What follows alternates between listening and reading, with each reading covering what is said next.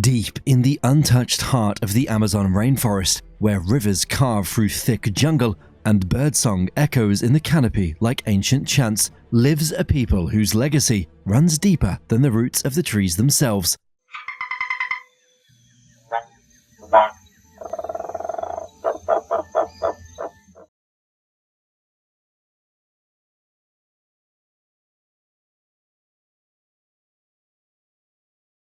The Matsés, known also as the Jaguar people, carry a lineage not only of survival, but of wisdom, reverence, and sacred relationship with the land.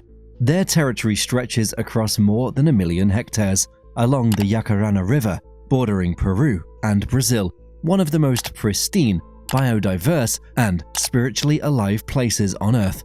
But this land is more than just where the Matsés live. It's an extension of who they are, a living, breathing part of their identity. In the Matsés worldview, the jungle is not a backdrop. It's a teacher, a provider, a protector. Every sound, every plant, every movement has meaning.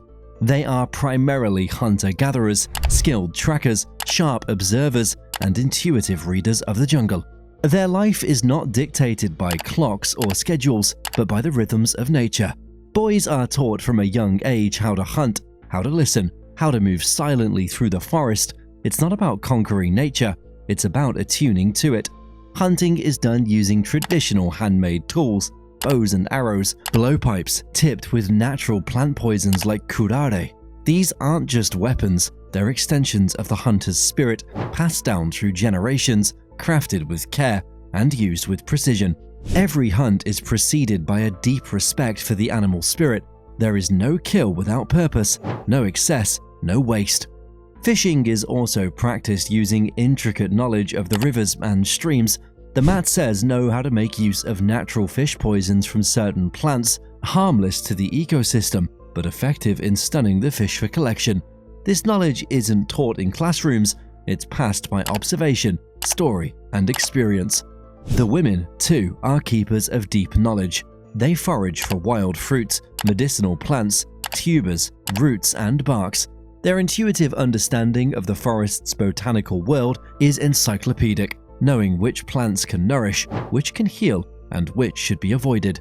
In their hands, food becomes medicine, and medicine becomes part of everyday life. And central to the nourishment of the tribe is a thick, sweet drink made from boiled, mashed plantains called chapo. This traditional beverage is more than just a food source. It's life-sustaining, energy-giving, and deeply embedded in the culture. High in carbohydrates and nutrients, chapo is often drunk in large quantities, especially after hunting or periods of physical exertion. It keeps the tribe well fed and hydrated in the humid jungle environment. Interestingly, the Matsés also use chapo in place of water during Dao treatments, a key detail often overlooked by outsiders. The warm, nourishing liquid not only supports the purge, but replenishes the body in a way plain water simply doesn't. This is their way, practical, grounded, and effective. Beyond their physical lifestyle, the Matsés are guardians of vast, sophisticated systems of knowledge. Their traditions are passed orally, no written language in the conventional sense, but a living language that carries memory, ecological data, ancestral lineage, spiritual teachings, and identity. The elder's voice is the library, the fire circle is the classroom, and at the heart of this oral tradition is the maloca, not used for ceremonies like in other tribes, but as the central storytelling space. Here, under a roof of thatched palm, the tribe gathers to hear tales of ancestors, lessons of the forest, and guidance from those who have walked before. The maloca is a cultural womb, a place where identity is nurtured, where memory is kept alive, where a people remain anchored through the changing winds of time. In 2024, the building of a new maloca in Puerto Alegre has marked a powerful moment for the tribe, a dream long held by elder Abel Bina. For years, he had envisioned a space where Matsés youth could be taught the old ways, the forest medicines, the language, the values, the survival skills, the way of life. That vision came to life thanks to committed support from those who deeply respect and walk in reciprocity with the tribe. It was not an act of charity, it was cultural preservation in action. The Matsés have faced external pressures since their first recorded contact with the outside world in 1969. Missionaries from the Summer Institute of Linguistics arrived on August 30th of that year, marking a turning point in their history, the beginning of a cautious interaction with the modern world. While some tribes were overwhelmed or assimilated, the Matsés remained strong in their identity, choosing to integrate selectively without abandoning their roots. Today, Contact Day is celebrated each year on August 30th. It is not a surrender to modernity, it is a celebration of resilience, of culture, of survival. During the Contact Day celebration, the tribe comes together in vibrant traditional dress, singing, dancing, storytelling, and sharing food and drink, a powerful remembrance of who they are and what they've preserved. And it's here, amidst the joy and unity, that the deeper layers of their spirit are felt. It's not just a festival, it's an embodied declaration that their culture is alive and thriving. And central to that culture is one of the most profound tools the tribe works with, a sacred secretion known in the Matsés language as Dao-Kiet. The frog it comes from, the Philomedusa bicolor, is called a kate by the tribe. This large green tree frog, found in the high canopy, is not feared or exploited, it is revered. It is seen as a powerful ally. The Matsés know where to find it, how to cool it down, how to handle it gently, and how to collect its secretion without causing harm. The frog is never killed. It is respected, thanked, and released, a living spirit that chooses to share its medicine. Dao-Kiet is not seen as a chemical or a cure, it is a cleansing force, a way of restoring balance when something is off in the body, mind, or spirit. Matsés hunters take Dao-Kiet before a hunt, not just for strength, but to align their senses, sharpen their intuition, and clear any energetic blocks that could interfere with their task. But perhaps most revealing is the fact that even children are given Dao-Kiet when their energy is seen to be out of alignment. It is not seen as extreme, it is a necessary correction, a recalibration, a natural form of energetic hygiene passed through generations. This application is done with purpose, not ritual. The Matsés do not create ceremonies around Dao-Kiet. There are no songs or chants during application. The treatment is practical, direct, and sacred through its intent. It is not showy, it is precise. It is not spiritual performance, it is spiritual action. This simple yet powerful approach stands in stark contrast to how Dao-Kiet, or Kambo as it's known globally, is now often portrayed in the modern world. Removed from context, packaged into workshops, marketed with buzzwords. What the Matsés have treated with sacred respect is sometimes reduced to a trend, a biohack, or a detox gimmick. But there are some who do things differently, some who have chosen to uphold the legacy, not dilute it. One such bridge of integrity has been built through the relationship with the Matsés and the Kambo Practitioner Alliance, KPA, a collective committed to carrying this medicine with honor, safety, and cultural respect. The bond between the KPA and the tribe runs deeper than medicine. It's about mutual learning, community building, and direct support. The KPA has not only supported with logistics and learning exchanges, they've helped facilitate infrastructure, donate school materials, bring in volunteers, and provided consistent presence and care for the community. When groups from the KPA attend Contact Day, they don't arrive as tourists, they arrive as family, as students, as humans, remembering how to walk with integrity. The connection is reciprocal.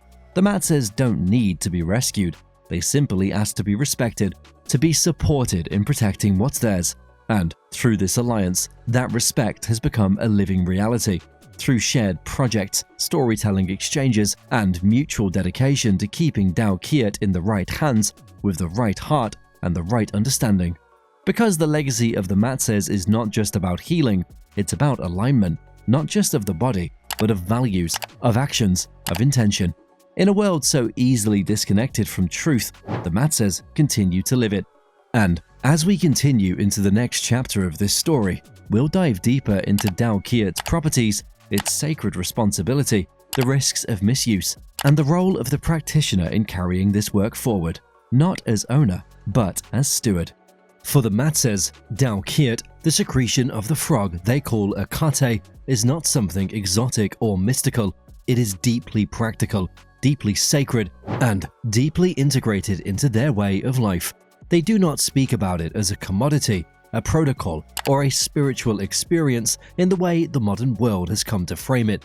Dao Kiet, to them, is simply what works. It is a gift from the forest, from the spirit of Akate, used with respect, precision, and clarity. What sets this medicine apart is that it operates simultaneously on multiple levels: physical, energetic, emotional, and spiritual, even if the Matsés do not separate those dimensions in the way the Western mind does. To them, if a child is out of alignment, they receive Dao Kiet. If a hunter needs to sharpen their precision, they receive Dao Kiet. If something is blocked, heavy, or unclear, Dao Kiet. There is no performance around it, no grand theater, no ceremonial language, just the medicine, the body, the purge, and the wisdom to know when, how, and why to apply it. And yet, underneath that simplicity lies an incredible biochemical complexity. The secretion of Akate contains a powerful cocktail of bioactive peptides, each with its own physiological effects, some of which modern science is only beginning to comprehend. Among the most well-researched peptides found in Dao Kiet are phylocaerulin, a neuropeptide that stimulates smooth muscle and increases gastric secretions, helping the digestive system purge toxins rapidly; dermorphin and deltorphin, potent opioid peptides far stronger than morphine, which act on the body's pain regulation and endorphin systems; sovagine, which influences adrenal secretion and can help regulate the body's stress response; phyllomedusin, which affects blood pressure and vascular contraction; adenoregulin, which interacts with adenosine receptors and may influence cellular energy and mood regulation. Combined, these peptides introduce a powerful purge response, flushing the lymphatic system, stimulating the liver and gallbladder, modulating the immune system, and releasing deep-held toxins. But this only tells half the story. The purge is not just physical, it is energetic. Anyone who has received Dao Kiet knows it brings up more than just bile. It brings emotion, it brings trauma, it brings insight. Sometimes it brings grief, rage, memory, confusion, all the hidden cargo of the psyche that most people carry unknowingly. This is why the Matsés use it for realignment, because they know sickness is not just in the body. Sickness can come from disconnection, from imbalance, from spiritual fragmentation. Dao Kiet doesn't ask permission to bring that to the surface, it just does, and that's what makes it such a powerful tool for healing, and such a dangerous one when misused. In the hands of someone trained, grounded, and humble, Dao Kiet is medicine. In the hands of someone driven by ego, spiritual bypassing, or a need for status, it can be harmful, even traumatic. There are plenty of examples in the West of Kambo being used carelessly, protocols being applied without consent, safety precautions ignored, emotional processes rushed or dismissed. The consequences of this go beyond the physical. They affect the spirit of the work. Because Dao Kiet is not just about the burn marks and the purge, it is about what is held energetically, psychologically, and emotionally in the space. The practitioner becomes a bridge between the frog spirit and the person receiving. That is not a role to take lightly.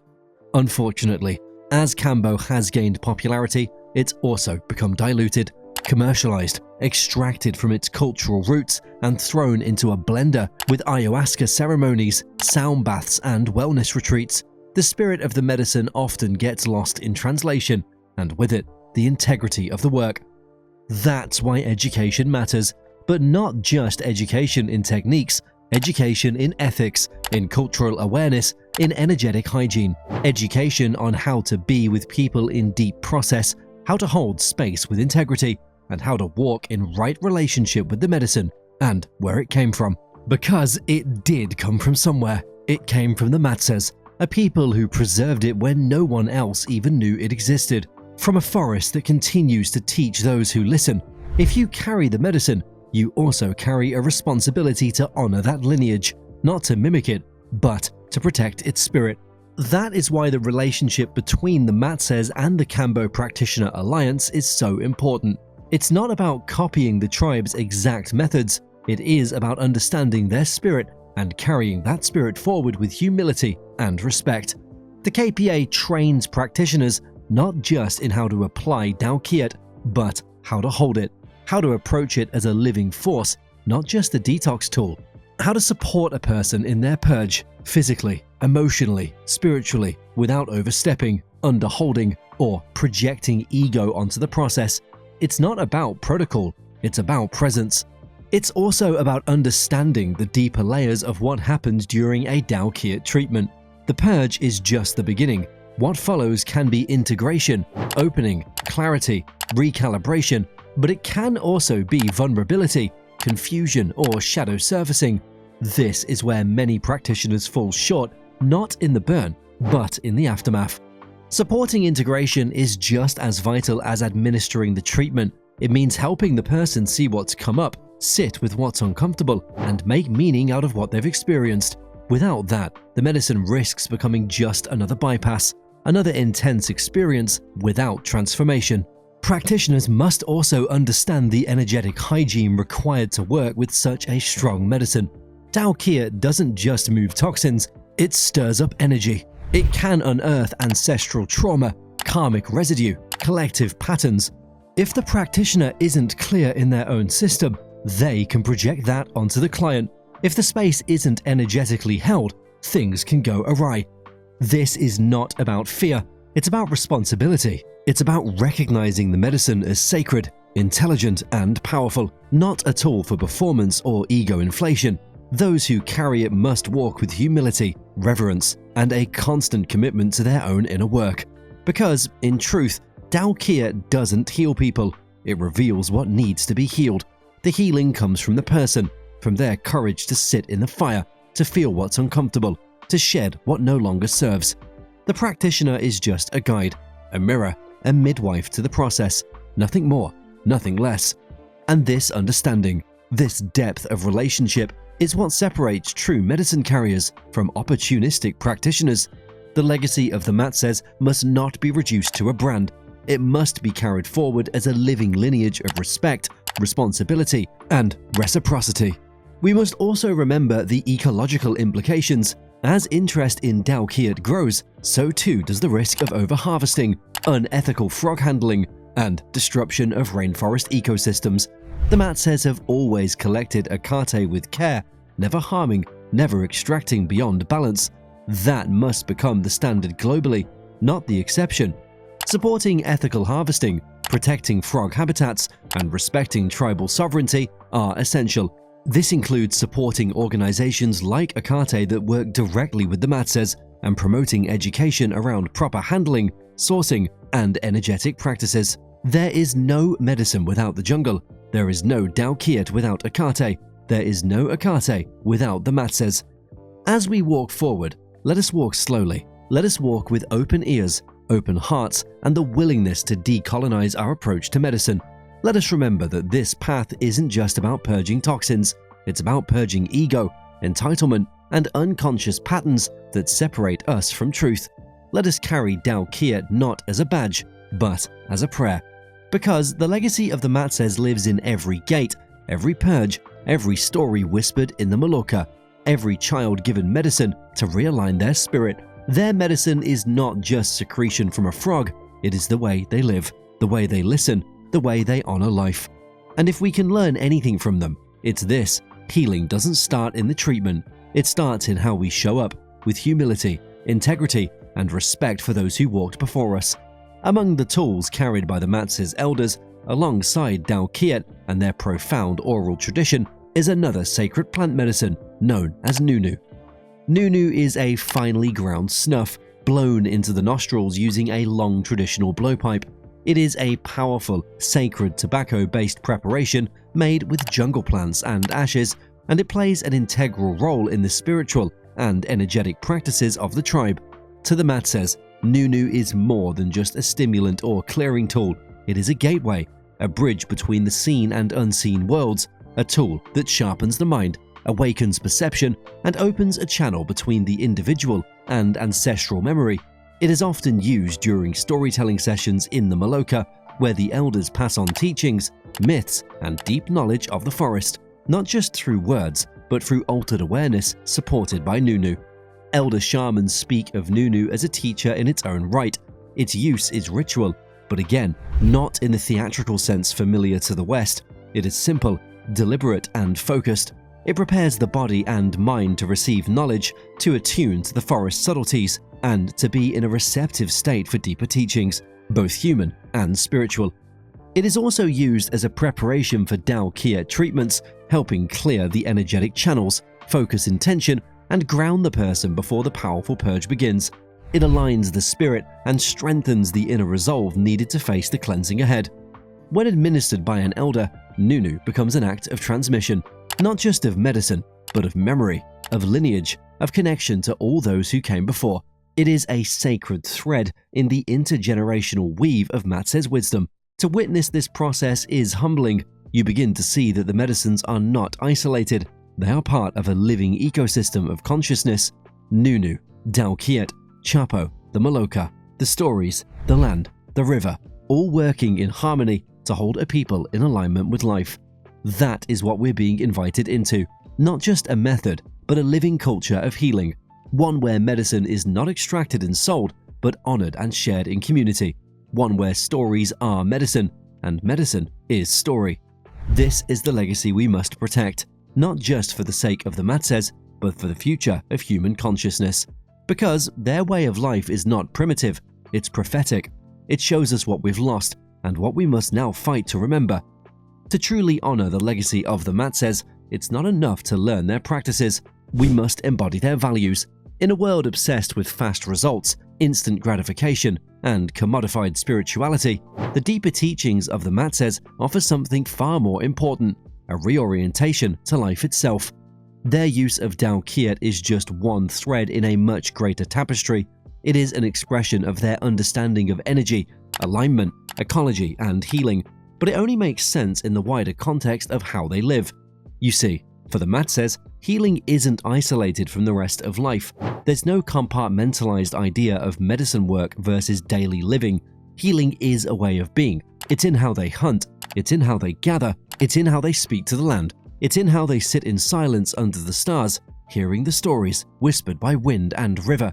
The medicine doesn't begin at the burn, and it doesn't end with the purge. The real medicine is the way they walk through the world, with humility, presence, and respect for all things. That's where the West often misses the mark. We try to isolate the active ingredient. We try to bottle the magic. We take the frog secretion and forget the forest. We take the practice and forget the people. We seek the result and forget the relationship. And this is why integration is so often overlooked. People receive powerful medicine like Tao Kiet, but if it's not grounded in the right container, in the right understanding, in the right environment, the insight dissolves. It becomes another intense experience that gets added to the spiritual trophy shelf without ever taking root in the soul. Integration isn't a buzzword, it's a necessity. It's the bridge between insight and embodiment, between purge and transformation, between remembering and truly changing how we live. True integration means asking, what am I being shown? What needs to shift in my life? What parts of me are being realigned? What unconscious patterns are now visible? And how will I respond? Tao Kiet reveals the layers. It brings the distortion to the surface, but without real support, those insights can be overwhelming.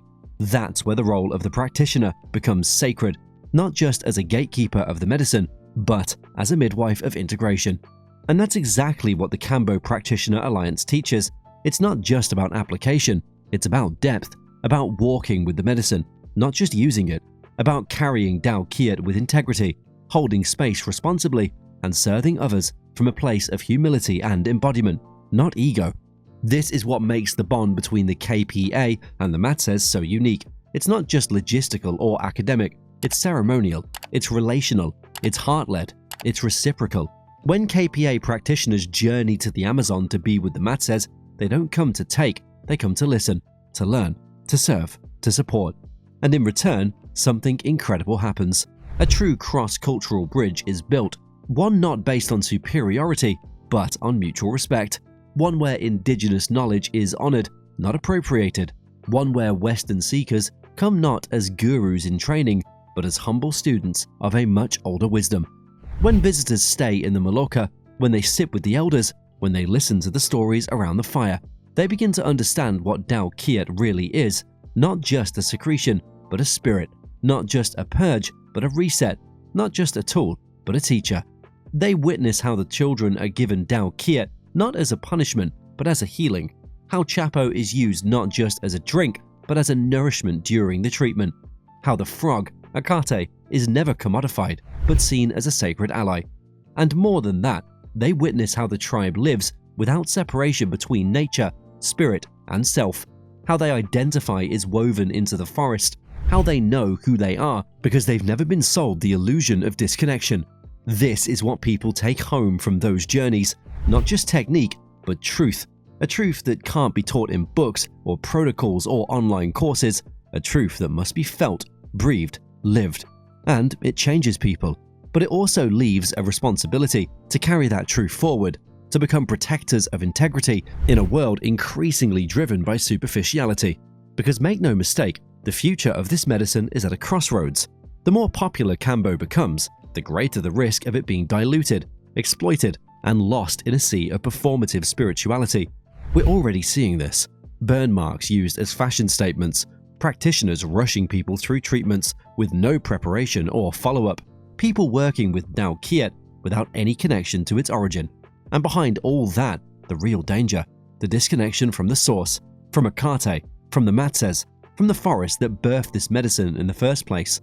If we are not careful, we will do what colonizers have always done, extracted the treasure, abandon the people, and leave behind a hollow shell of what once was sacred.